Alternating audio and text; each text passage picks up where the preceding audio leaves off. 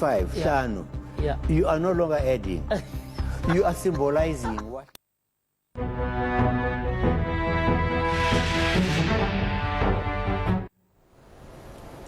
Well, with the rising health costs, inflation and longer life expectancies, many retirees are struggling to make ends meet. To make matters worse, only 7% feel well prepared for their golden years, and less than half of those over 65 have a solid retirement plan. As a result, a staggering 45% of South Africans over the age of 60 are still working, while 30% rely on secondary income streams to cover financial gaps. With retirement savings falling short, what can be done to address this crisis? Well, we find out from Imtiaz Ebrahim from Direct Selling Association of South Africa. Thank you so much, Ebrahim, for your time.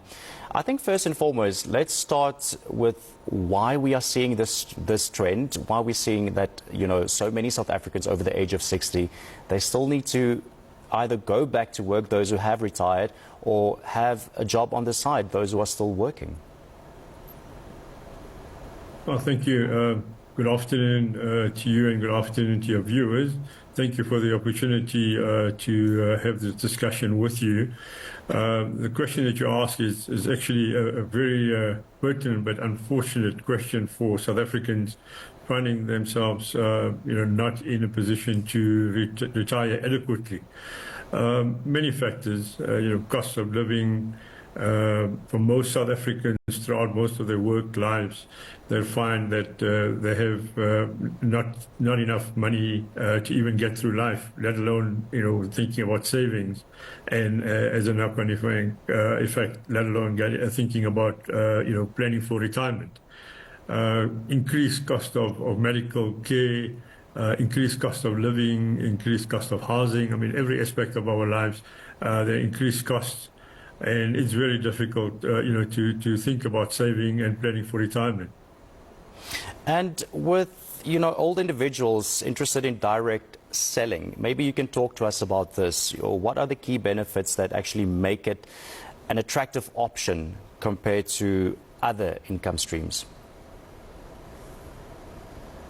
With direct selling, the individual would join one of the DSA, the Direct Selling Association's member companies, as a direct seller. In other words, as a business owner, entrepreneur in essence, where the member company would invest time and effort in the individual, developing them, mentoring them with regards to various aspects of their business, from sales to networking, to even personal grooming, financial management, and to a large extent really hold them by the hands and take them through this process, versus individuals trying to open a business, and we know how difficult it is to open a business without having guidance, the correct service providers, correct infrastructure in your systems. So it's really filling a gap where individuals would normally not be able to fill, to be able to make these individuals successful in their entrepreneur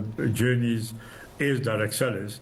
And all of this is done through the effort and time spent by our member companies.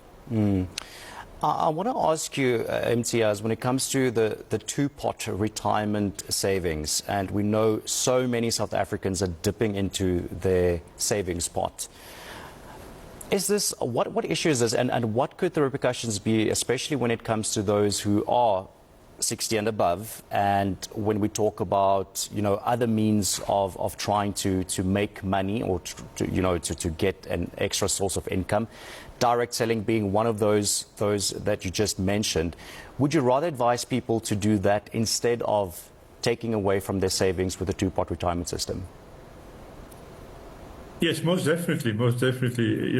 Anytime there's a withdrawal from your savings pot, effectively you're reducing the amount available for retirement. And really what we're seeing is many individuals, in fact, 25% of the 600,000 odd direct sellers are over 55. And many of these individuals are using direct selling to become financially dependent to an extent, where they don't need to be drawing money from their retirement, from the second pot, that has now become, available through legislation, which in the past, that was really part of your retirement plan. So effectively, a part of your retirement plan is now available for withdrawal. People are withdrawing it, and as a result, when they get to retirement age, they really don't have adequate, savings to take them through the remainder of their lives. So without a doubt, good, credible sources of income need to be looked at to supplement the need to withdraw from your pot. If one were to look at getting a direct selling company and getting involved with this, what are some of the criteria you would say one needs to look out for? Because we also don't want to fall victim, by scam artists, those pretending to be a company, but they actually not, because we also hear a lot of those as well. So what criteria does one look out for when it comes to joining a direct selling company? Credibility of the scheme that one wants to invest in. For instance, with the DSA, each of our member companies are accredited. We put them through a full assessment program where we assess their business models for credibility, sustainability, and sustainability being a big one. Because we hear of schemes starting and dropping, equally quickly, and people getting into financial ruins because of them entering these schemes. So we're very, very clear that, if the scheme is not sustainable, we're really not going to take them on as a member until they become sustainable. We will give them recommendations as how they need to be changing their business model so they can be sustainable. So when individuals do invest in them, it's long-term investment, long-term development of a business opportunity. Imtiaz, I think financial literacy sometimes is also a barrier when it comes to trying to get a second stream of income. Many people don't know where to begin, and they don't have the guidelines. Does the DSA, for example, provide people with those guidelines? Yes, without a doubt. And, very good point. The DSA works very closely to its code of ethics. And, one of the main messages of the Code of Ethics is transparency and financial transparency as such. So our member companies pledge commitment to the Code of Ethics, and therefore they've got to be transparent when they're dealing with individuals wanting to join them. And those individuals have access to the DSA to ask questions about anything they may feel uncomfortable with. And we obviously, are there in conjunction with our member companies to support these individuals and give them a level of comfort and also give them a level of literacy at which they would be able to understand the business models that they busy investing in. And I think one would also want to know what are the potential income expectations for people who do join, because retirement is risky. So what are the potential income expectations when it comes to DSA, for example? What can people expect? I think the important thing is that in most investments, there are huge amounts of investments required in most businesses as such, where the direct selling business or the direct seller business very often doesn't even have an investment, and sometimes a very low investment, so no or low barrier to entry, and as a result, a low risk for individuals joining, our member companies as direct sellers. So I think that, that's the first important factor to bear in mind. So, with the risk out of the way, it's really about getting in there and learning how one, navigates through this business. And obviously, nothing that's worth it comes easy. So there's no quick rich scheme.